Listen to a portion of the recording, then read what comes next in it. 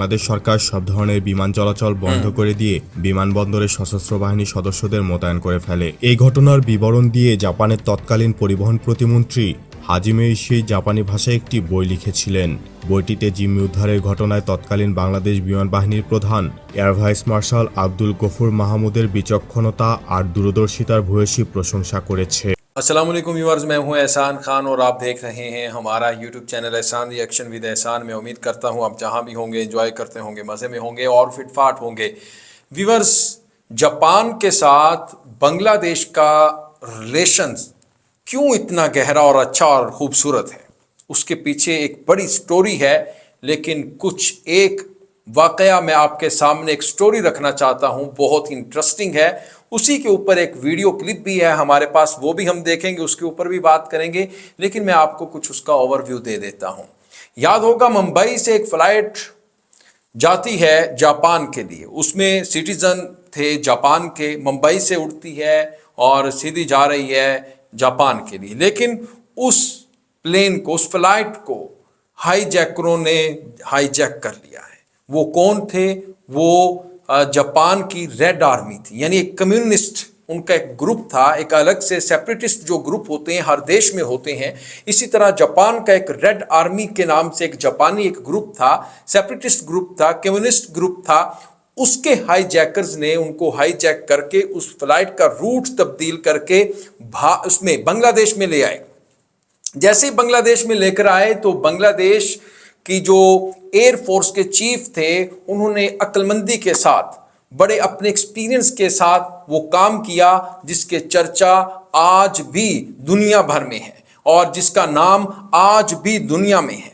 Abdul Gaffar Mohammad air chief हैं ये बांग्लादेश के एयरफोर्स के, और जिस तरह से इन्होंने अक्लमंदी से काम लिया वो आज भी इतिहास में लिखा हुआ है।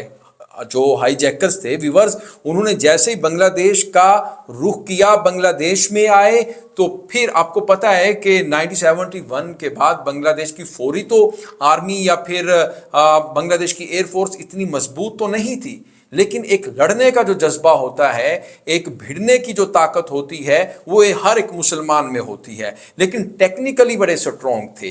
तो जो एयरफोर्स के जो एयर चीफ थे अब्दुल गफ्फार मोहम्मद, उन्होंने एक अक्लमंदी के साथ एक मास्टर स्ट्रोक क्या खेला। जैसे ही हाईजैकर लेकर आए बांग्लादेश में उस फ्लाइट को, तो उसके बाद फिर उन्होंने उनके साथ एक ऐसा डायलॉग किया जो आज भी बुक्स के अंदर लिखा हुआ है। तो सबसे पहले आपको बताते हैं कि जनाब, जैसे ही वो फ्लाइट आती है बांग्लादेश में, तो फिर उसके बाद जापान के ऊपर पूरी दुनिया से प्रेशर बिल्ड होना शुरू हुआ कि आपके साथ क्या हो रहा है। आप ही के देश के हाईजैकर्स ने आप ही का तैयारे को हाईजैक कर लिया, जिसमें बहुत ज़्यादा सिटीजन थे, आम शहरी थे जापान के, उनकी जान को शदीद खतरा था।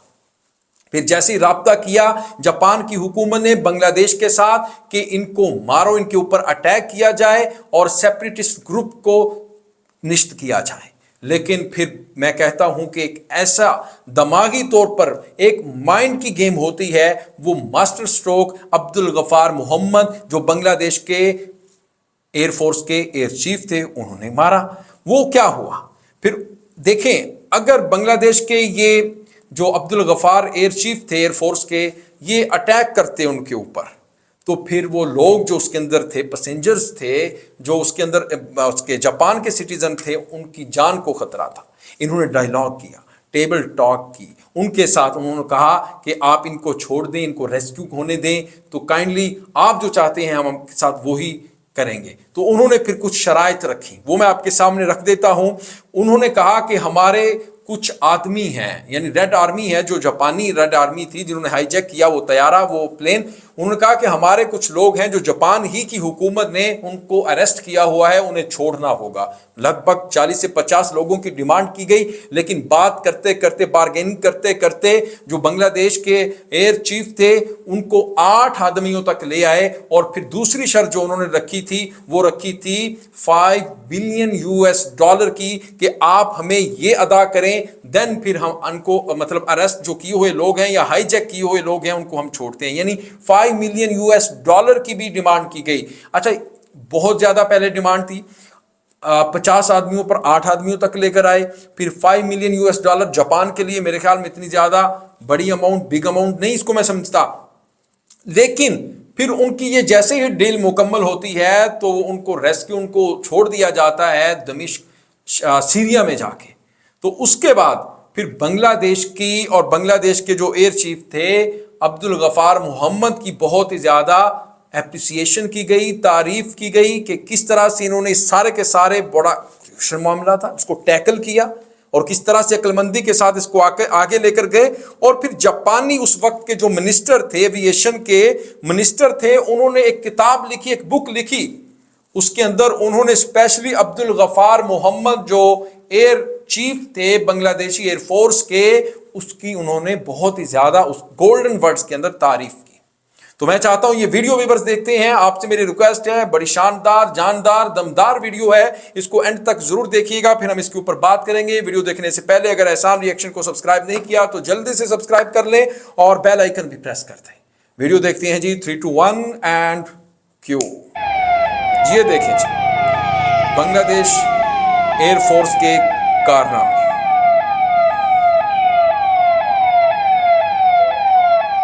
ভারতের মুম্বাইয়ের যাত্রাবিরতি শেষে উড়াল দেওয়ার পরপরই জাপানিজ রেড আর্মি নামে জাপানের একটি সন্ত্রাসবাদী সংগঠনের 5 জন সদস্য সাধারণ যাত্রীদের পিস্তল দেখিয়ে বিমানের ককপিটে প্রবেশ করে বিমানটির সম্পূর্ণ নিয়ন্ত্রণ নিয়ে নিয়েছিল।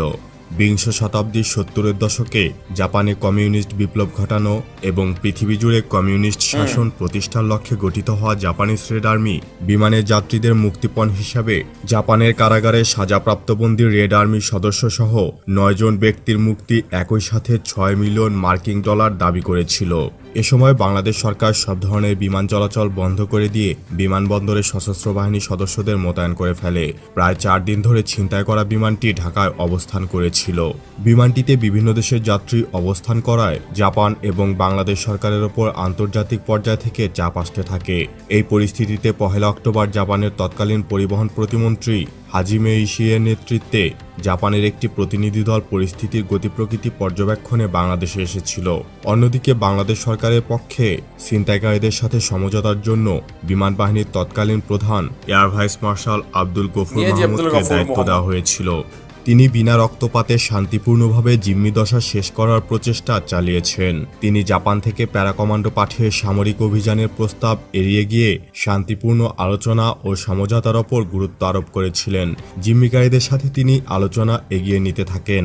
এই বিচক্ষণ ও দূরদর্শী সামরিক কর্মকর্তায় মূলত জাপান সরকার ও জিম্মিকারীদের মধ্যে মধ্যস্থতার ব্যবস্থা করেছিলেন। জাপানের তৎকালীন প্রধানমন্ত্রী তাকিও ফুকুদা 1 অক্টোবর ছিনতাইকারীদের দাবি মেনে নেওয়ার ঘোষণা দেয় এবং জাপানিজ রেড আর্মির 6 জন বন্দী সদস্যকে কারাগার থেকে মুক্তি দেওয়া হয়।